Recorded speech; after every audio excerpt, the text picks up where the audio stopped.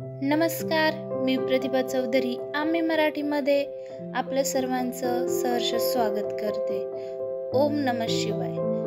आज आपण जाणून घेणार आहोत एक असं व्रत जे केवळ भक्तीचंच नाही तर शुद्ध श्रद्धेचं प्रतीक आहे, प्रदोष व्रत. प्रदोष म्हणजे काय? प्रदोष म्हणजे संध्याकाळचा एक विशेष शुभ काळ. हा काळ म्हणजे शिवकाळ. भगवान शंकर संध्याकाळच्या या त्रयोदशीच्या वेळेस कैलासावर तांडव करतात आणि जे भक्त यावेळी यांची उपासना करतात त्यांच्यावर ते प्रसन्न होतात. प्रदोष व्रत कधी करायचा? प्रत्येक चंद्र महिन्यात 2 त्रयोदशी तिथी असतात, एक कृष्ण पक्षात आणि दुसरी शुक्ल पक्षात.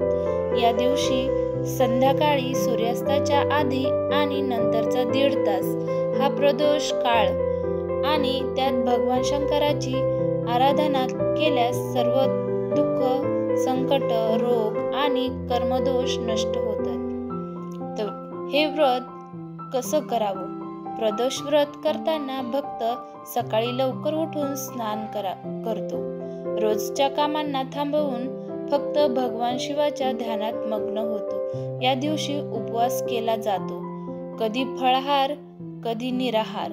संध्याकाळी शिवलिंगावर जल, दूध, पंचामृत अर्पण केलं जातं. बेलपान, धूप, दीप आणि मंत्र जप याने पूजा केली जाते. प्रदोष व्रताची पौराणिक कथाही आहे. चंद्रदेवावर एकदा ब्रह्मदेवाचा कोप झाला आणि त्यांना क्षयाचा शाप मिळाला. ते क्षीण होऊ लागले. त्यांनी भगवान शंकराची प्रदोष काळात उपासना केली तेव्हा शंकर प्रसन्न झाले आणि त्यांचा शाप दूर केला. तेव्हापासून या व्रताचं महत्त्व वाढलं आहे. तसेच प्रदोष व्रताचे फायदे. तर या व्रताचे अनेक फायदे आहेत. मन शांती मिळते, पापांचं क्षालन होतं, आरोग्य सुधारतं, संतान प्राप्ती व वैवाहिक सौख्य मिळतं आणि सर्वात मोठं भगवान शंकरांचं वरदहस्त प्राप्त होतो. प्रदोष व्रताचा विशेष प्रकार.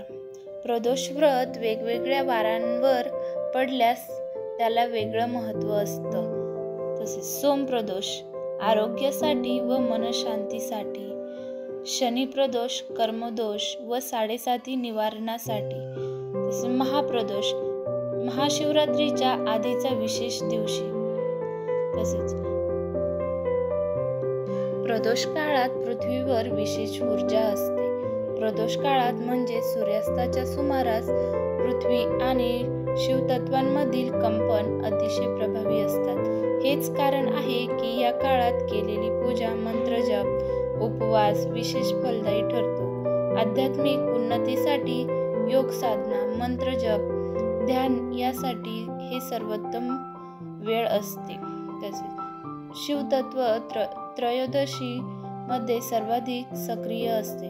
त्रयोदशी ही तिथी रुद्र तत्वाशी निगडीत आहे. या तिथीला भगवान शिवाची उपासना केल्यास कर्मविवेक शुद्ध होतो आणि आपले कर्मदोष कमी होतात.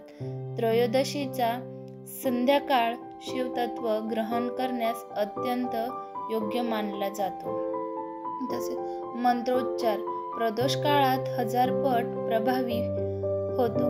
ओम नमः शिवाय, महामृत्युंजय मंत्र आणि रुद्राष्टक या मंत्राचा प्रदोष काळात जप केल्यास त्याचा मानसिक, आध्यात्मिक आणि शरीरावर प्रभाव अनेक पटीने वाढतो. हे कालचक्र ब्रह्ममुहूर्ताप्रमाणे शक्तिशाली मानलं जातं. तसेच पौराणिक संदर्भात प्रदोष व्रताचे उल्लेख. जो प्रदोष व्रत करतो त्याचे 7 जन्मांतील पाप क्षमले जाते.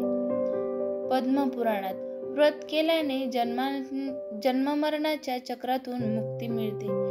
लिंग पुराणात प्रदोष काळात तांडव करणारा शिव भक्तांच्या सर्व इच्छापूर्तींचा स्रोत आहे. तसेच प्रदोष व्रत विशेष करून कोणासाठी फलदायी आहे?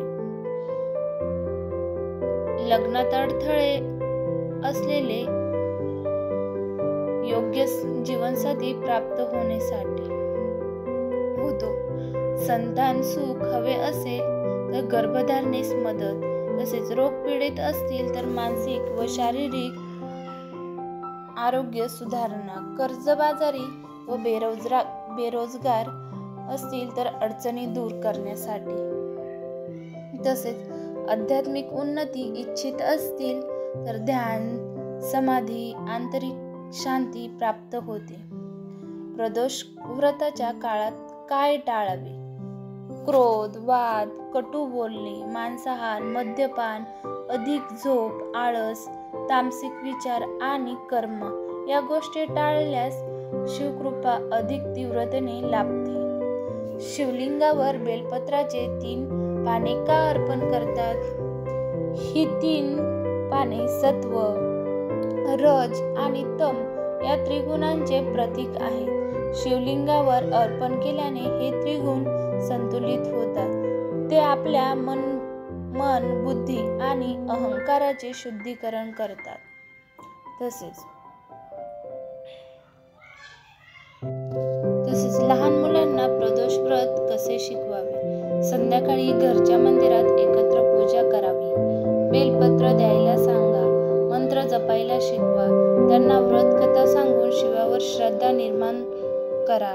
प्रदोष व्रत म्हणजे केवळ उपवास नव्हे, तो एक ध्यानाचा, आत्मशुद्धीचा आणि भगवंताशी तादात्म्याचा प्रवास आहे.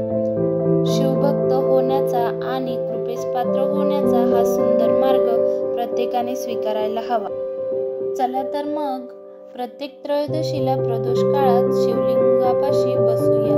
ओम नमः शिवाय जपत जपत आपलं मन, शरीर आणि आत्मा शुद्ध करूयात. तुम्हाला सांगितलेली माहिती आवडली असेल